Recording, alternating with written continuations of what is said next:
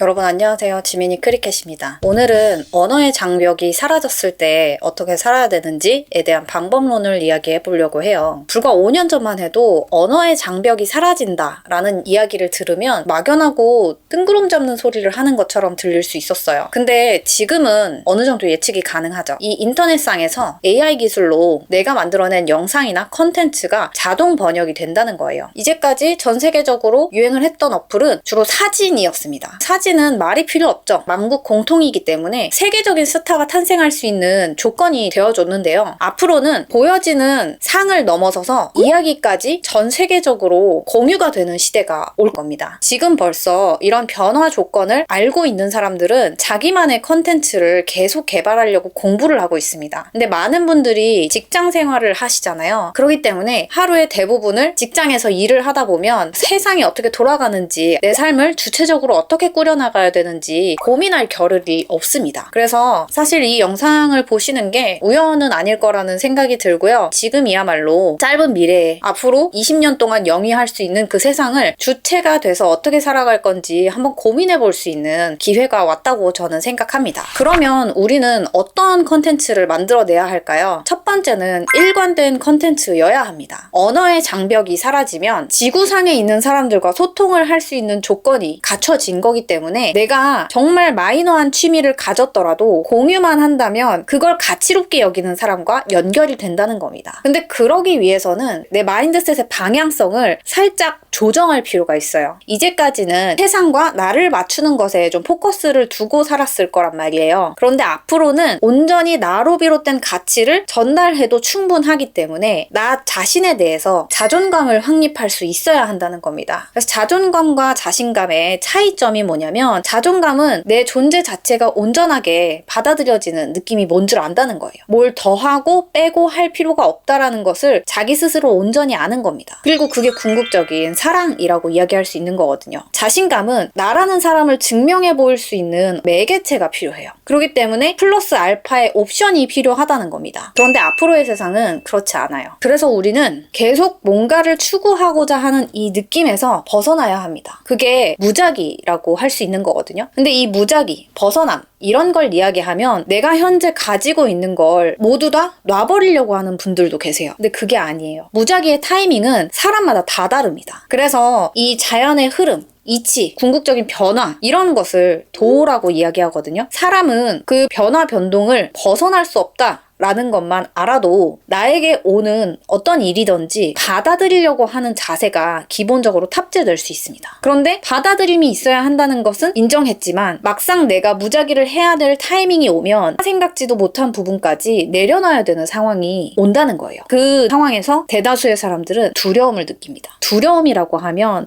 굉장히 막 떨고 막 공포에 질리고 이런 이미지를 상상해요. 근데 진짜 두려움에 잠식되면 내가 지금 두려움에 떨기 때문에 이러고 있는지도 몰라요. 그냥 내가 좀 예민하고 내 마음이 왜 이렇게 팍팍하지? 내가 왜 이렇게 짜증이 많아졌지? 부정적이게 되었지? 이렇게 의문만 계속 나열하게 될 뿐입니다. 그리고 이 모든 변화 변동의 이치와 무작위를 알지 못한다면 부정적으로 변한 나 자신을 계속 합리화하면서 때를 놓치게 돼요. 긍정과 부정은 그냥 삶에서 존재하는 겁니다. 그래서 그 조건 자체를 인정하고 나의 삶에서 변화되는 상황을 그대로 바라보는 마음을 가져야 되는데, 그게 바로 양심이에요. 양심이라는 걸 우리는 타인에게 좋고 친절하게 대하는 걸로 막연하게 생각하시는데 그게 아닙니다. 자연의 이치는 감정이 들어가지 않은 변화 변동만 있을 뿐입니다. 그 속에서 우리가 어떤 마음을 가지느냐가 가장 중요하기 때문에 언어의 장벽이 사라져서 전 세계 사람들과 나만의 가치를 공유하기 위해서는 보이지 않는 공부를 먼저 해야 된다는 전제가 있어요. 내가 모든 것을 다 버리는 순간이 오더라도 끝끝내 남는 가치가 있거든요. 그 가치를 스스로 발견해내면서 자기 자존감도 회복을 하고 그 가치를 통해서 타인에게 도움을 줄 수 있는 상생의 마음을 가진 사람만이 가능하다는 겁니다. 나만의 가치, 자존감 회복, 상생의 마인드, 이 모든 것은 지속성을 갖추게 만들어줘요. 이 지속성이란 건 조건부가 없습니다. 그냥 내가 하고 싶어서 하게 되는 거예요. 돈을 벌지 못해도, 타인에게 인정받지 못해도 일관된 가치를 꾸준하게 생산해 내다 보면 그 과정이 자기 훈련이 되는 것이고, 어느 순간 언어의 장벽이 사라져 있을 땐 그 족적들이 나라는 사람을 신뢰 있는 존재로 자리매김해주는 겁니다. 그래서 여러분, 자기 이야기 한번 해보세요. 남들에게 멋지게 보여지고 대단하게 여겨질 필요 없습니다. 그냥 담담하게 자기 얘기하는 것만으로도 처음에는 굉장히 어색하고 부끄럽고 이게 맞나 싶을 수 있어요. 근데 내가 정말 밑바닥을 치고 궁극적으로 깨달은 나만의 가치이다 라는 생각이 들면요, 타인에게 어떻게 도움을 줄 수 있을까까지도 생각을 하게 돼요. 나 자신을 살렸기 때문에 이 요소 또한 타인에게 살릴 수 있는 아주 좋은 가치가 될 수 있을 것이다 라고 나 자신이 먼저 인정을 해주거든요. 그리고 그러한 신뢰가 나를 일관된 가치를 주는 사람으로 거듭나게 해주고요. 그런 행위가 앞으로 올 세상에서 주체성을 가지고 살 수 있게 만들어주는 기초가 될 것입니다. 네, 감사합니다.